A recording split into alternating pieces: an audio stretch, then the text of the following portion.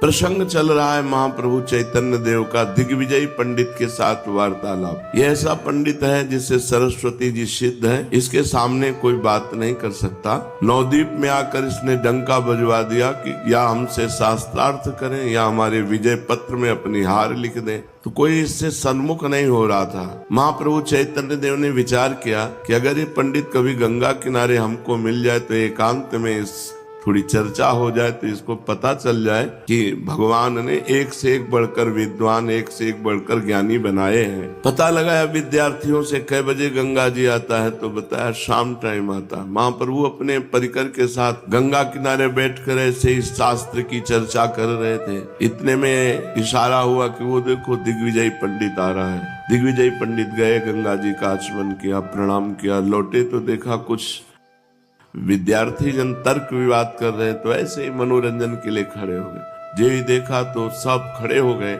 आओ आओ महाराज, आसन बिछाया, बैठा ले। महाप्रभु ने अपने उत्तरी वस्त्र बिछा दिया, बड़ा सम्मान किया। उन्होंने पूछा महाप्रभु से, आप किस ग्रंथ के विद्यार्थी हैं? तो अन्य विद्यार्थियों ने बताया इनका नाम निमाई पंडित है, विद्यार्थी नहीं अध्यापक है। अच्छा अच्छा, हमने भी नाम सुन रखा है, चलो करो आपस में चर्चा। तो उनका, महाराज आपके सामने क्या चर्चा करें, हम लोग तो सब आपके शिष्य और पुत्र के समान हैं, आप ही कुछ सुनाओ। बस अवसर मिला अपनी विद्वता का प्रभाव दिखाने का। 100 श्लोक नवीन तत्काल रचकर गंगा जी की महिमा के गाए। सब आश्चर्यचकित हो गए। महाप्रभु ने कहा कि किसी एक श्लोक की आप व्याख्या करके बता देते तो अच्छा था। तो तुरंत प्रश्न का उत्तर देते हुए दिग्विजय ने कहा, आप ही कोई श्लोक बता दो, जो हमने श्लोक बताया उसी की व्याख्या कर दे। उसको था धारा प्रवाह 100 श्लोक अभी हमने बोले हैं, तो हमारे श्लोक को कोई कंठस्थ या पकड़ सकता ही नहीं, क्योंकि अभी अभी की रचना है। महाप्रभु ने महात्म गंगा आया इस श्लोक को पूरा पढ़ा और कहा इस श्लोक की व्याख्या करो। वो आश्चर्यचकित हो गया कि 100 श्लोकों में से बीच से एक श्लोक पूरा कंठस्थ कर लिया और कहा इसके कुछ गुण दोष बताओ। तो दिग्विजय ने कहा, काश्मीरी पंडित के काव्यत्व में दोष तो हो ही नहीं सकते। तो कहा, दोष तो कालिदास और बड़े बड़े विद्वानों के कवित्व में भी है, तो गुण दोष तो होता ही है महाराज। तो बोले आप ही बताओ। तो 5 गुण पहले वर्णन किए, महाप्रभु ने फिर 5 दोष वर्णन किए, और उसका मुंह खुला का खुला रह गया, कोई उत्तर ही नहीं दे पाया। जब महाप्रभु चैतन्य देव ने उसके श्लोक में 5 दोष वर्णन किए। अब दिग्विजयी पंडित थोड़ा सा, विद्यार्थी जन बैठे थे उनके बीच में, कुछ बोलने की हिम्मत नहीं, तो एक निराशा सी आई, उठ करके चला गया। बहुत भारतवर्ष में ख्याति उसकी प्राप्त थी, वो अपने को बहुत बड़ा कवि और पंडित समझता था। मैं कवि हूँ, बहुत विद्वान हूँ।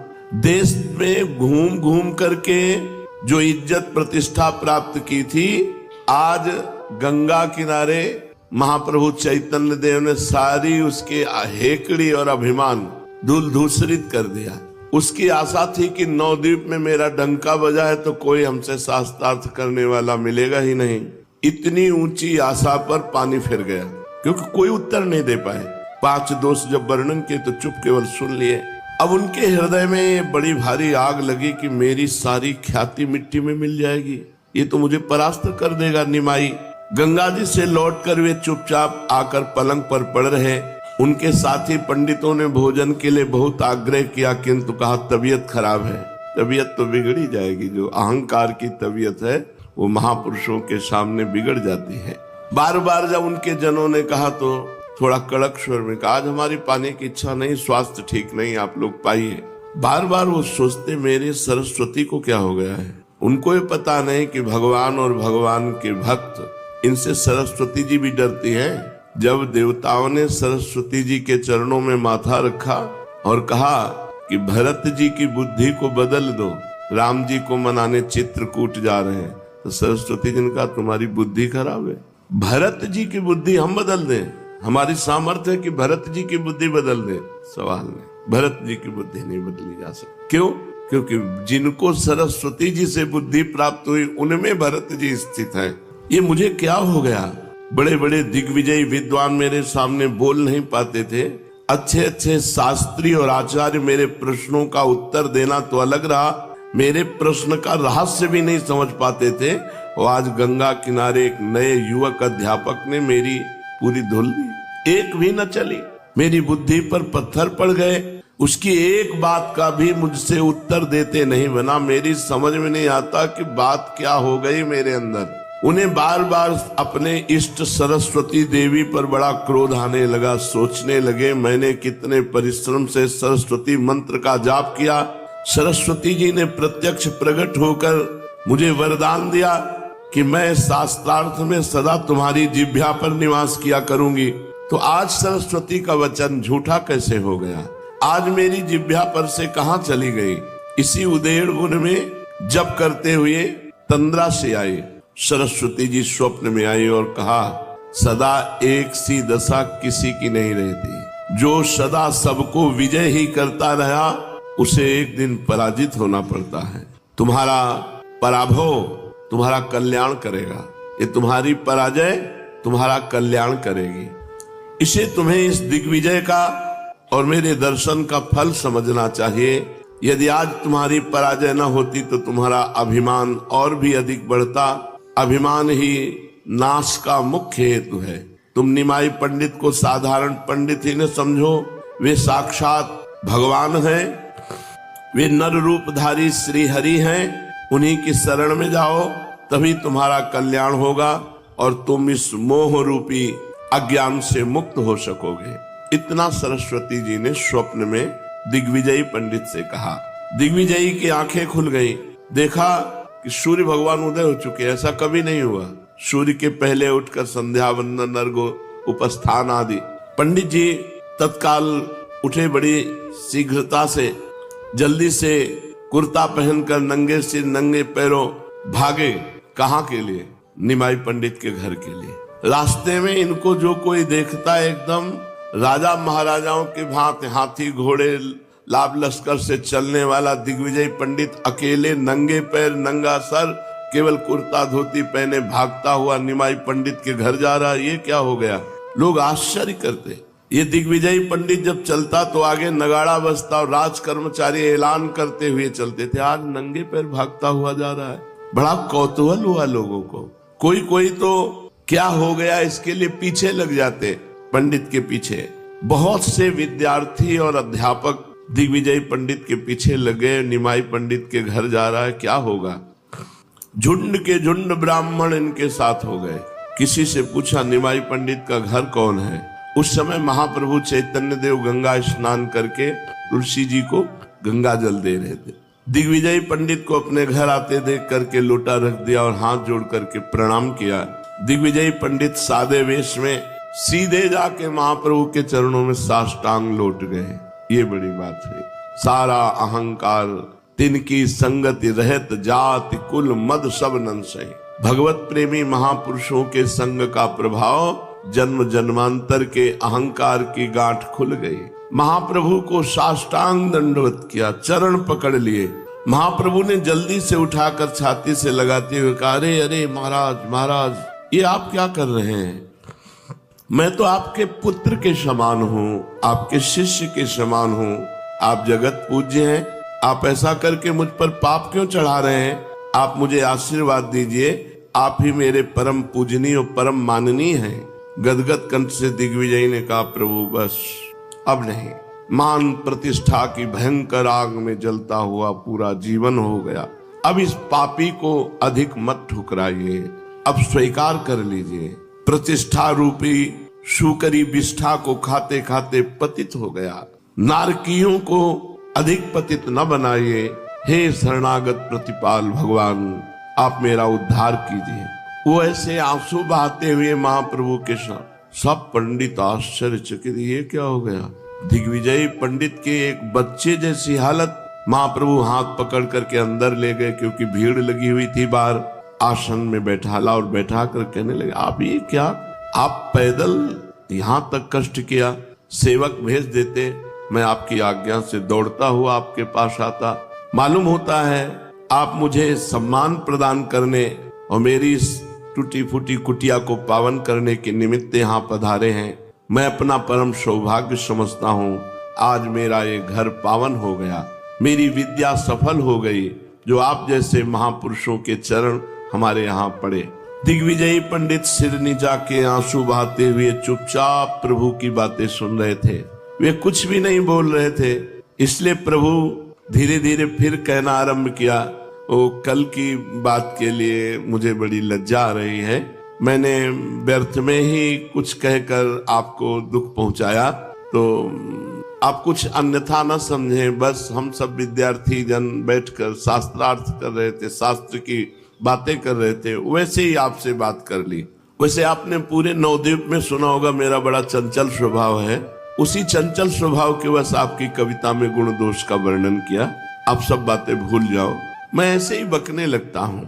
चंचलता के कारण मैं छोटे बड़े का ध्यान नहीं करता। ऐसा लगता है कल मुझसे अनुचित बात हो गई, मेरे मुख से कुछ ऐसा निकल गया जिससे आप दुख पाए। मैं क्षमा चाहता हूँ। अब दिग्विजयी चुप नहीं रह पाए, अधीर होकर बोले, बस प्रभु बस, अब मुझे अधिक वंचित न कीजिए। मैं ऐसे भाग के नहीं आया। मेरे इष्ट देव सरस्वती ने रात में स्वप्न में मुझे बता दिया, मेरे उद्धार का उपाय एकमात्र आपके चरणारविंद है। प्रभु ने कहा, आप कैसी बातें कह रहे हैं? आप शास्त्रों के मर्म को भली भांति जानते हैं, फिर भी मुझे सम्मान देने की दृष्टि से आप ऐसा कह रहे हैं। मैं निवेदन करता हूँ, असल में मनुष्य का एकमात्र कर्तव्य प्रभु के चरणारविंद में प्रगाढ़ प्रीति उत्पन्न हो जाना। वही धर्म, वही कर्म, वही जोग, वही ज्ञान, वही विद्या सफल है जिससे भगवान के चरणों में सुदृढ़ प्रीति हो जाए। ये जो आप हाथी घोड़ों को लिए साथ घूम रहे हैं, ये भी ठीक है, किंतु इनसे सांसारिक मान प्रतिष्ठा भोगों की प्राप्ति हो सकती है, भगवत प्राप्ति तो नहीं ना।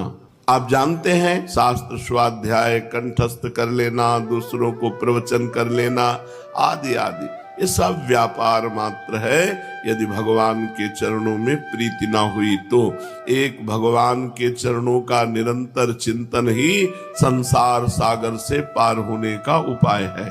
उसी के लिए उद्योग करना चाहिए। दिग्विजय ने कहा, प्रभु आप हमें हमारा कर्तव्य बता दीजिए, ऐसी हालत में हमें क्या करना चाहिए? अब इस वणिक व्यापार से तो एकदम घृणा हो गई है कल से। प्रभु मुस्कुराते हुए कहा, प्रभु आप शास्त्रज्ञ हैं, सब कुछ जानते हैं। शास्त्र में सभी विषय भरे पड़े हैं, आपसे कोई विषय छिपा थोड़ी ही है। किंतु हाँ, इसे मैं आपका परम सौभाग्य ही समझता हूँ कि इतनी बड़ी भारी प्रतिष्ठा से आपको एकदम वैराग्य हो गया है। प्रभु की आज्ञा लेकर उनके चरणों में प्रणाम करके दिग्विजय पंडित अब निश्चय कर लेंगे, अब हमारे जीवन का लक्ष्य होगा एकमात्र दैन्य होकर भगवान का भजन। देखो, ये प्रभाव होता है महापुरुषों का। जन्म जन्म की अहंकार की गांठ क्षण में दूर हो गई। कितना सुंदर मार्ग हृदय में। एक तो विद्वान है, नियम संयम से चलने वाले हैं, भटक रहे थे, सही दिशा मिल गई, बहुत बढ़िया मार्ग पुष्ट हो गया। अब वो पंडित दिग्विजयी अपने डेरे पर आए। उनके पास जितने हाथी घोड़े सामान साज बाज सब वही नवद्वीप में बांट दिया। जितने उनके साथ दिग्विजय पंडित के साथ ब्राह्मण जन थे सबको वापस कर दिया, जाओ सब अपने अपने कार्य में लगो। और इसके बाद वो भगवत चिंतन करने के लिए महाप्रभु को गुरु रूप में अपने हृदय में बिठा करके एकदम समाज से एकांत हो गए। इसके बाद पता ही नहीं चला कि दिग्विजय का हुआ क्या। एकदम एकांत जीवन भिक्षावृत्ति से जीते हुए अपने शरीर को पूरा कर दिया। ये महाप्रभु की कृपा हुई। अब तो पूरे नवद्वीप में डंका बजने लगा चैतन्य महाप्रभु का, क्योंकि इतना बड़ा दिग्विजय छोटे बच्चे की तरह रोकर चरणों में गिरा और आदेश उपदेश प्राप्त करके सब कुछ त्याग कर बांट करके भगवान का अनन्य प्रेमी हो गया। निमाई पंडित की ख्याति और भी अधिक फैल गई। अब पाठशाला में पहले से बहुत अधिक छात्र पढ़ने के लिए आने लगे। निमाई पंडित समस्त सद्गुणों से युक्त थे। उनका हृदय अत्यंत ही कोमल और बड़ा ही विशाल था। उसमें मनुष्य मात्र के लिए ही नहीं, प्राणी मात्र के प्रति प्रेम और ममता के भाव भरे हुए थे। उनका शरीर सुगठित, सुंदर और शोभायुक्त था। वे इतने अधिक सुंदर थे कि मनुष्य उनके सौंदर्य को ही देखकर मोहित हो जाता। चेहरे पर कहीं भी सिकुड़न नहीं, तेजोमय चेहरा, और हर समय मुस्कुराहट नाचती थी मुंह पर। ऐसा लगता मुख पर हंसी नृत्य कर रही है। जब सहज में होते तब, और जब साथियों से विनोदपूर्ण बातें करके हंसते हंसाते तो सबके मन को चुरा लेते। स्वभाव में चुलबुलापन, छोटे बच्चों को भी मात कर देने वाला स्वभाव, और विद्वता में बड़े बड़े दिग्विजयों को परास्त कर देने वाली विद्वता, इन्हीं सब कारणों से नगर के सभी लोग इनसे अत्यंत स्नेह रखते हैं। जो भी इन्हें देख लेता वही प्रसन्नता से खिल उठता। सभी जानते थे निमाई अब बालक नहीं है, वे नवद्वीप के एक नामी पंडित हैं। इन्होंने शास्त्रार्थ में दिग्विजयी पंडित को परास्त किया है। ये अपने लोकोत्तर प्रतिभा के कारण बंगाल के कोने कोने में प्रसिद्ध हो गए। सैकड़ों छात्र इनके पास विद्या अध्ययन करने आते, फिर भी वे उन्हें अपना एक साथी तथा प्रेमी ही समझते थे। उन लोगों को ये ख्याल भी नहीं होता कि इतने बड़े महापुरुष के पास हम बैठे हैं। मित्रवत व्यवहार करते महाप्रभु। इनके साथ सम्मान और शिष्टाचार का व्यवहार करना चाहिए, ऐसा नहीं, मित्रवत व्यवहार।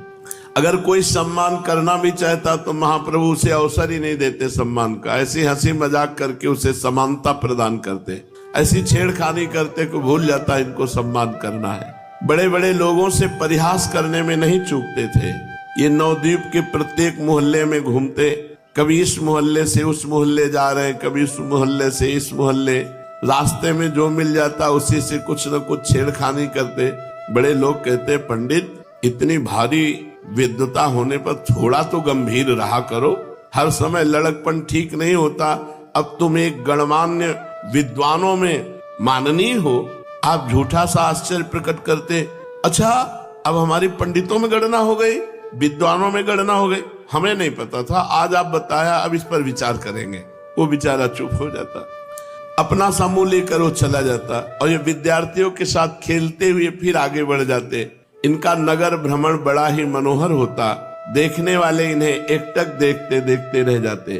तपाए हुए स्वर्ण के समान सुंदर शरीर था, उस पर एक हल्की सी बनियान, चौड़ी काली किनारी की नीचे तक लटकती हुई सफेद धोती के ऊपर एक हल्के से पीले रंग की चादर ओढ़े रहते, और मुख में पान की बीड़ी, और बाएं हाथ में पुस्तक, दाहिने में एक हल्की सी छड़ी।